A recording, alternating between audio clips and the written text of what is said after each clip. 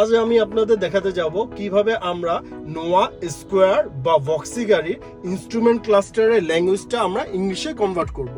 প্রথমত আমরা এখানে চলে আসব। এখানে আমাদের কন্ট্রোল প্যানেল আছে, যেটা দিয়ে আমরা পুরোটা ইনস্ট্রুমেন্ট ক্লাস্টার আপনার নেভিগেশন করি।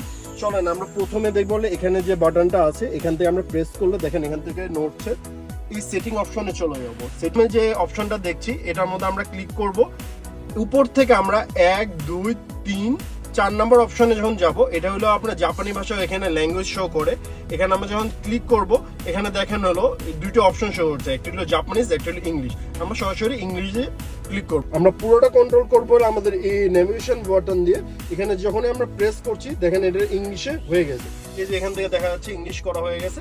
করার পর আমরা সরাসরি এখান থেকে জাস্ট এটা ক্লিক করে বেরো যাব। বেরো গেলে আপনি এখান থেকে দেখতে পারবেন যে সবকিছু লেখা কিন্তু ইংলিশে চলে আসছে। আমরা সেটিংস বলেন